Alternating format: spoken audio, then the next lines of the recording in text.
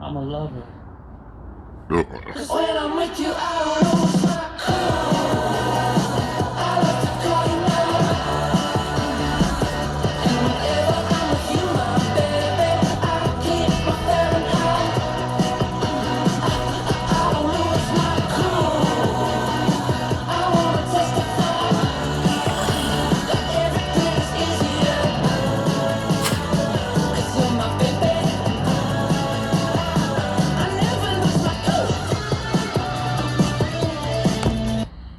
Alrighty, folks, that is Rome's, R-O-M-E-S.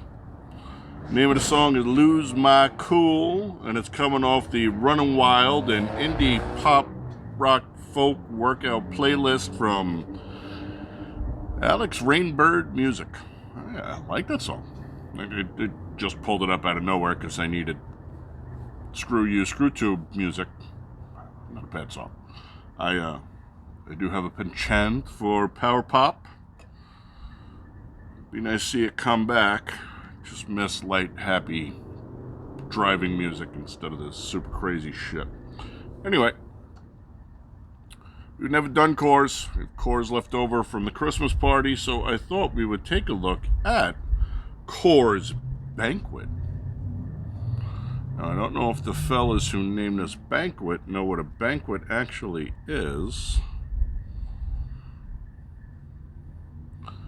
Only the finest ingredients used to brew Coors Banquet. That's been true since Adolf Coors brewed the first batch in 1873. All these years later, we wouldn't have it any other way.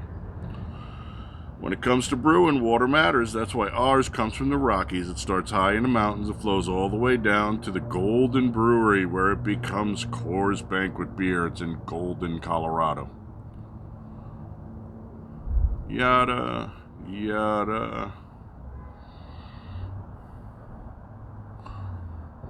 In 1936, Adolf Coors Jr. received the gift of Moravian barley seeds that grow in what is now the Czech Republic. These seeds were planted in an employee's personal garden. To this day, all of the barley we use can be linked to that original variety. Okay? They don't care about your air, because I believe the air is polluted, but I'm a crazy person. Patience and persistence go hand in hand. Our strain of yeast has been in use for decades.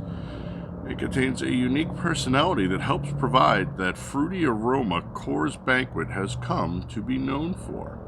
Well, if it's fruity, then I would imagine it's some kind of Brettanomyces derivative, Belgian. Striking a balance, Adolf Coors' recipe called for a greater addition of aromatic hops to the bittering hops.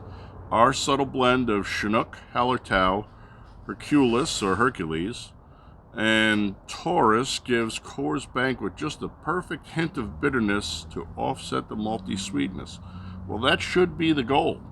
The ABV is 5.0, and the calories are 147, carbs are 11.7, 0 fat, 1 gram of protein. The ingredients listed are water, barley malt, corn syrup, because high fructose corn syrup is anybody's friend, even though we pay for it.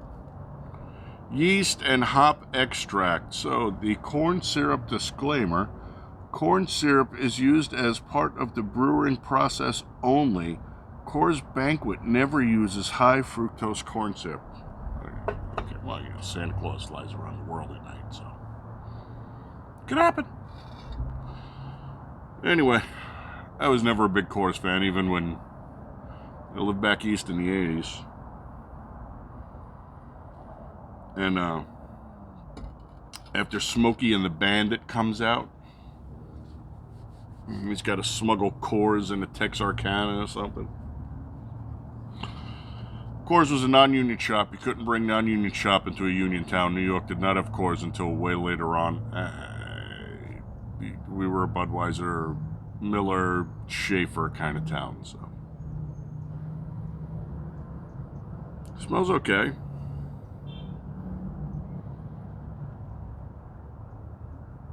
Nothing super special. So they've gone to that hop extract thing now that everybody's using, where they just kind of grind them all up, cryo them out, and take the extract out. It doesn't surprise me. It does make for uniformity. How are you folks? I am being rude. I forgot to ask you how you are today. Thank you for coming by the way. It's that odd week between Christmas and New Year's where everything's just kind of limbo on top of everything else that's going on in this country. Ugh. I have done absolutely jack shit for the last couple of days. Oh, the glass. This is what you used to get a beer in the bar in. This glass of beer was 15 cents. It's a 7 or an 8 ounce glass. It's just what they use. This was standard glass barware. I found it in a cabinet when I was looking for shit. It came in handy because I didn't have to pull out a lager glass. Because my other regular lager glass, that went south. I am going to order one of those tasting glasses, though, a Teku glass, I think they're called. Although I saw a somewhat nicer version from an Italian glass blower. Look at that stuff. Anyway, that's the nose. Nothing special, nothing malty, nothing sweet. Just a very light, beery nose. Let's give it a tongue.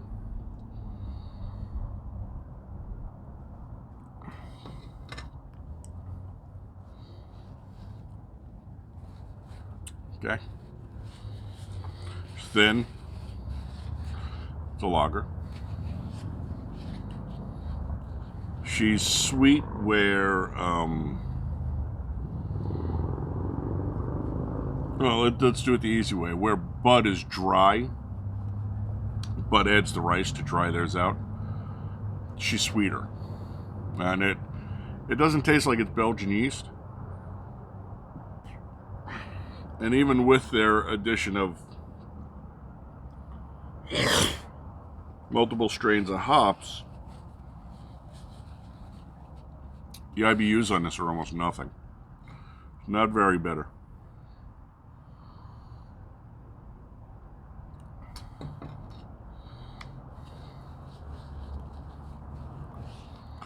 She comes in thin, super fast through the middle. Clean and dry on the back end. Pretty much standard lager fare. Decently bodied. She's thin, but there's flavor.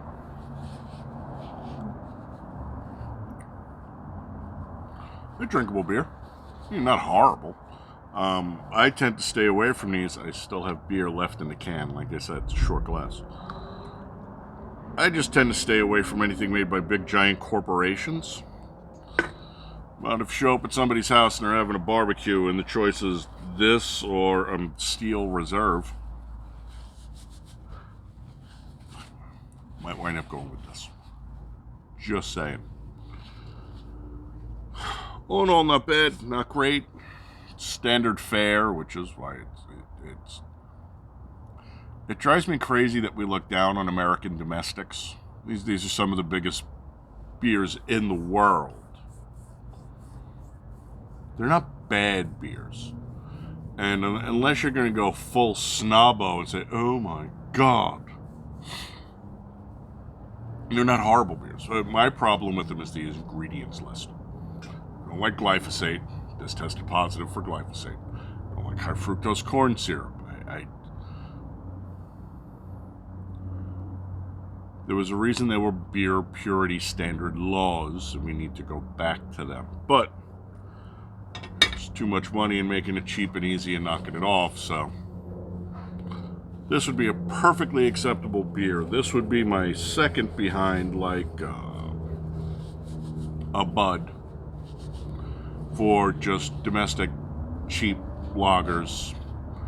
Except I don't want to be poisoned. I know, crazy person. Is what it is, though. Anyway, folks, that is what I have for you. We are going to give this beer, with its SRM of 3, 375. 375 works. More music to like ScrewTube. I think I'm going to stay on ScrewTube, but I'm going to do exclusives. I'm going to stay on ScrewTube, but I'm going to do exclusives out on BitChute until they start fucking with me. And everybody loves Rumble these days. I'm on Rumble again. All the links are right in the description box, right up on top now, because God forbid anybody goes through the description box. I don't know why I bother to fucking fill it out. Of course, drinkable.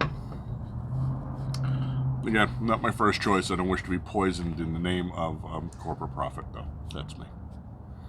Just saying. Adios, my friends. I will catch you on the next one. Be safe, be happy, be healthy. Unplug. Hell.